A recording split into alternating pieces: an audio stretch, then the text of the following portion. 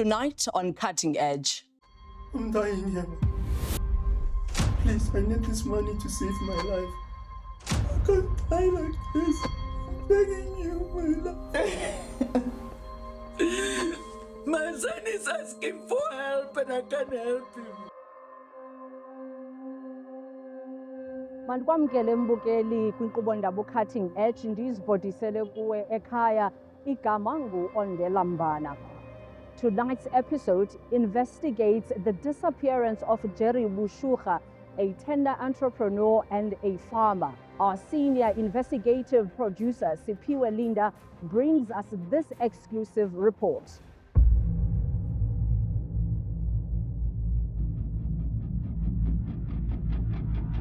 Please, I need this money to save my life. I'm dying. This is too serious. Please. Jerry was last seen on November 18th, 2024, after attending a business meeting at the Roy Hiskral KFC in Centurion. On that day, he opted to be driven by his younger brother. He said to the brother, wait for me, I'm not going to take long. And then he was on the phone, he said, he indicated to his brother that I'm coming back. One of them said to the brother that give us 15 minutes. But 15 minutes turned into hours. He called Jerry's phone to check out. It's taking forever. Then Jerry, after some time, called to say, Banter, I'm kidnapped. It shows that the criminals, they knew who they have identified and they did this particular pickup. Experts say the kidnapping was well orchestrated, with the kidnappers managing to bypass CCTV footage. The police, when they checked that car, it's a Mercedes-Benz. The registrations, wrong registration. A hatchback Mercedes-Benz. And then there are a lot of trees there, and something's obstructing to see the faces. That's why they keep That's on what saying we got. They are professionals, those people. A month passed, 2 months passed. We had Black Christmas. They told me they're asking for 60 million. Then somewhere in December, they reduced it to 25 million. Somewhere January to 10 million. We don't have that kind of money. If they're asking for that kind of money, it's going 6 months, we couldn't even raise that kind of money. Where are we going to get that kind of money? Like my mother said, we exhausted all avenues, everywhere. We tried everywhere. I phoned my families that I think they are well-being, they will help us. But they've been honest with me and say, Lily, you are trying your luck in a difficult way. If you don't have $1 million now, how are you going to pay us? You are going to strain our relationship. Nobody is willing to help us. So, they were honest. And Jerry doesn't have it. Jerry's wife doesn't have it. To date, like we are saying, they keep on demanding the money, the so-called 10 million that they are looking for. The family, they don't have money, and they've pleaded.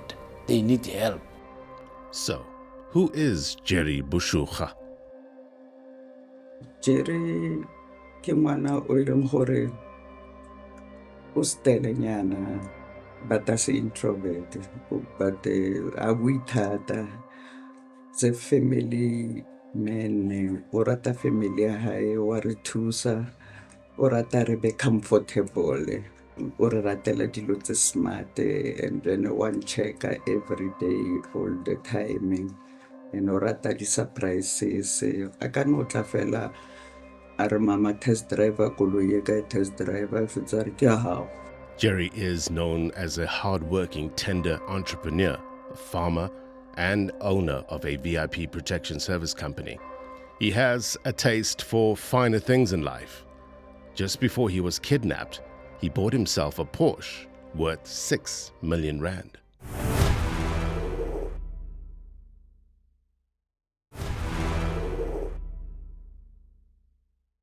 3 months have passed since Jerry's kidnapping. The kidnappers are sending a strong message through disturbing videos of Jerry being brutally bitten. The following videos contain harmful content. Viewer discretion is advised.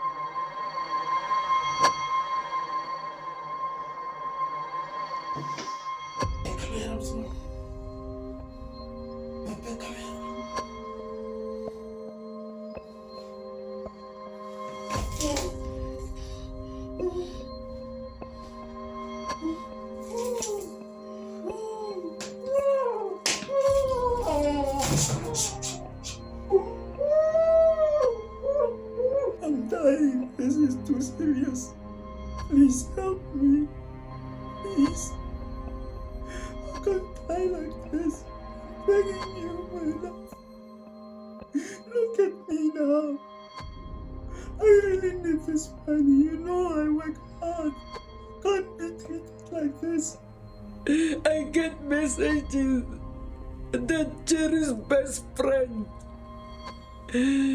Cat Vusi Matlala, is the one who is involved in this kidnapping.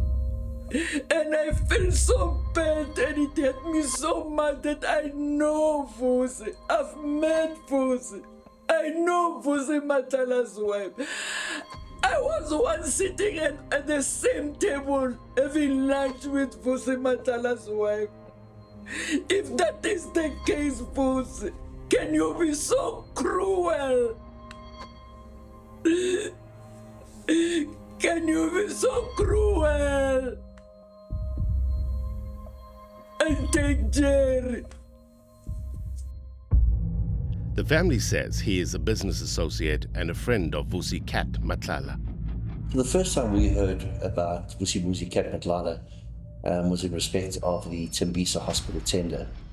There were a lot of theories, rumors, whispers doing the rounds regarding the assassination of Boshoga and all the different people that had been involved in getting tenders and who was linked to what. And his name popped up as having somehow or another benefited from the Tembisa hospital tender. And obviously, as a result of that and what happened to Babita, became a person of interest. Chad Thomas is an independent law enforcer for IRS Forensic Investigations. He's been working on Cat's case for some time now. Fast forward a few years, we find out that he is being awarded the SAPS wellness tender for all the SAPS members. We've got over 180,000 people employed by South African Police Services, and this is a multi-million rand tender to ensure that officers are fit for duty, officers have the necessary medical assistance should they be boarded, should they be stressed, as well as to ensure that all new members joining undergo thorough physical medical examinations. It was strange. Here's this tender being awarded to a company that's not very well known. And it turned out that he didn't have the necessary infrastructure. The mobile clinics that should have been rolled out, the actual clinics in the different areas that should have been rolled out, the wellness days, it didn't seem to happen. Instead, there were medical examinations taking place at Pretoria West Police Training College, which is part of SABC. How is it that he got to use that facility? And he said something very interesting at the time. He said he had permission from General Sabir to make use of that particular facility. Deeper dive on Vusi Matlala revealed issues pertaining to a very well-known gang of extortionists, kidnappers, murderers. They call themselves Boko Haram. They operate out of Mamelodi in Pretoria. And there's always been rumors about his involvement there. I really need you. Please, mother, please come and pay. Pay everything that they want. Please, I'm begging you. You're the only one who can help me. Please, mother, please.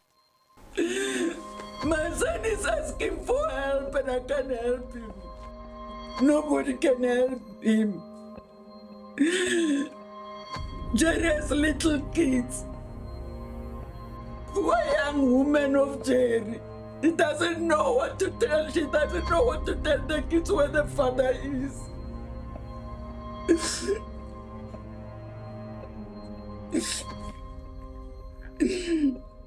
You have tortured us enough. Have mercy on us. The family says the Minister of Police, Senzo Mchunu, was in communication with them and promised to assign a special task team to Jerry's case assignment. Prove with these Jerry stories that you are reliable and trustworthy. Find my son. You phone the police. They say Wapila. Where do they get that information? To say Wapila.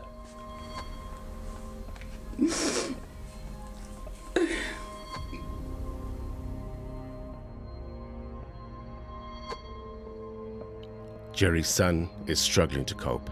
He even stopped attending school because of the trauma.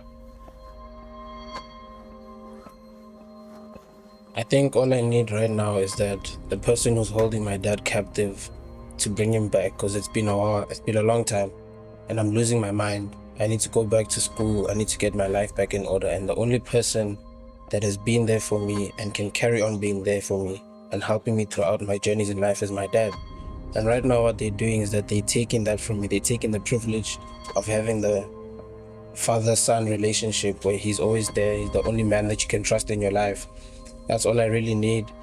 And in terms of the cops, I need them to give us hope. Give us hope that they're working, or at least show us that you're doing something. Because it's been 7 months now, and we're hearing the same things. Or no, we're getting closer.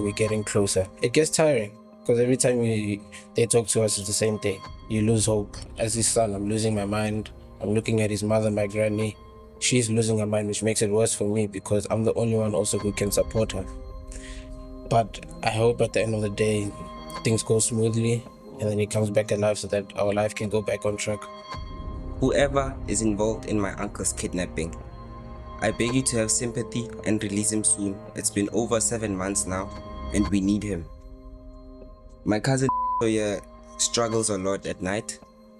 I can see that he's struggling, but he tries to stay strong for my grandmother and for us, cause he's the bigger brother.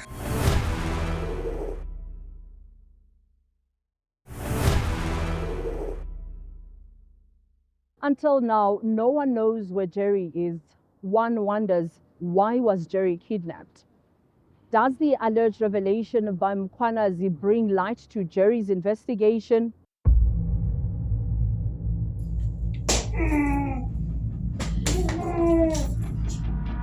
This is like a terrorist type of activity. So to date, like we are saying, they keep on demanding the money, the so-called 10 million that they are looking for. The family, they don't have money and they've pleaded. They need help. And what is more worrying is that, Jerry is living with certain chronic medication and we don't know if he is getting his medication, but what we are pleading is that Jerry must be released. It's been a long time. I'm dying. This is too serious. Please help me. It's a very concerning case. The videos that I've now had sight of are exceptionally distressing. The interview with Jerry's mother is so heartbreaking to see a woman having to go through that. They're torturing my mother every day. They're torturing us. I've never been tortured like this in my The fact remains is though that criminal syndicates generally have respect for other criminal syndicates.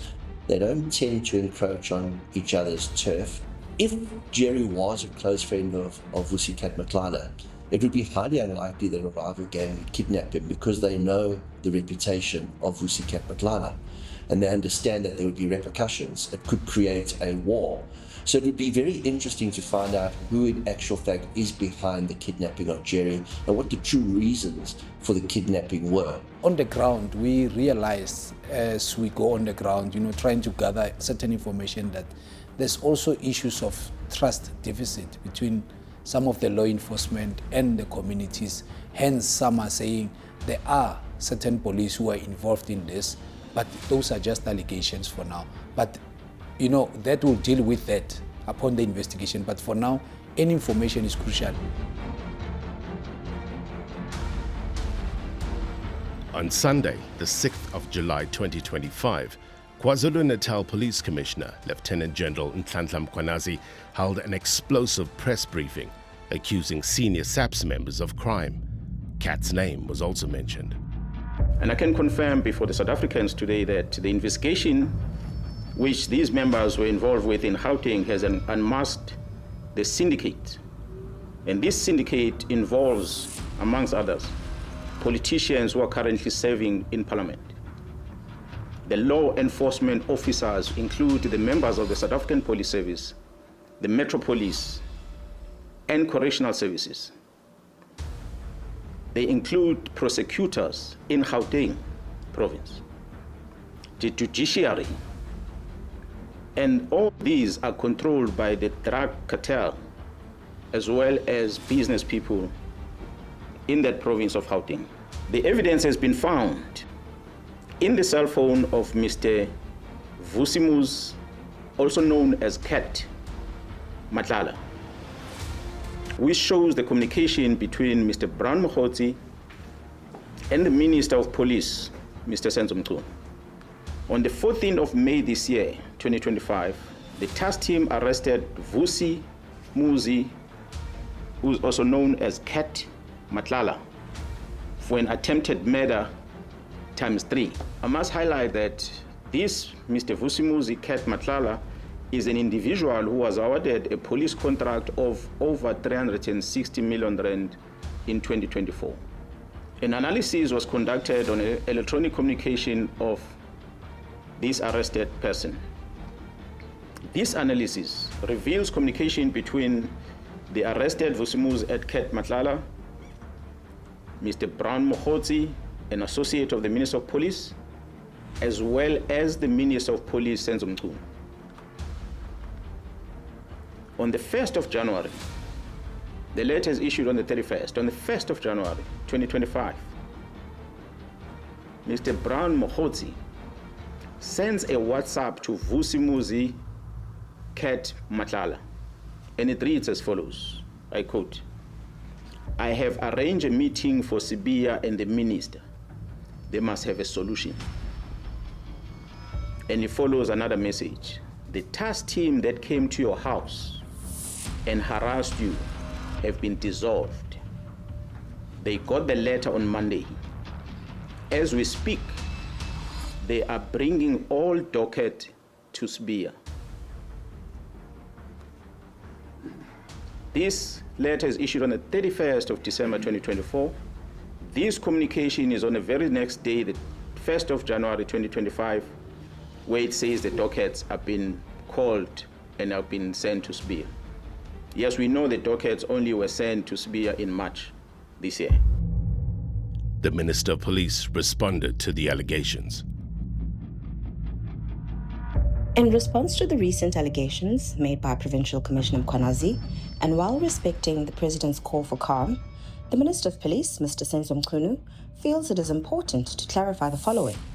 The Minister has never met Mr. Matlala, has never spoken to him, nor has the Minister ever requested or received anything from him. The Minister did, however, initiate a review of the SABC tender awarded to him when suspicions of possible wrongdoing surfaced. It was the same tender which has since been terminated.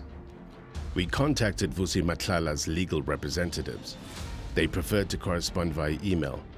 By the time of airing of this episode, they had not responded.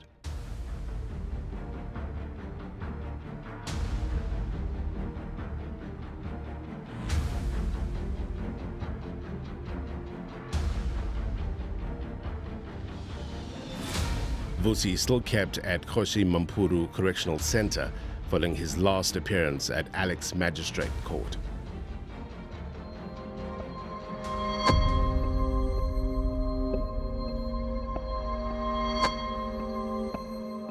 We just want to know what's happening to our brother, so that we can have also closure. We want to know if my brother is still alive there. If he's still alive, they must just release him to us.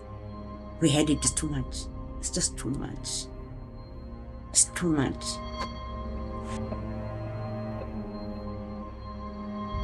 As Jerry's cry for help echoes from captivity, the alleged ties between Cat Matlala and senior state security officials cast doubt on promises made to his family. Now the question remains, when those who are meant to protect are entangled with those who abduct, is there hope for justice? Kukangaka besiniphathele kona ke mbukeli ngokuhlwa kwanamhlanje. Remember, if you missed tonight's episode, you can catch a repeat on Wednesday at 14:30 on SABC 1. Kum nabadidiyeli bale nkqubo, busuku benzolo.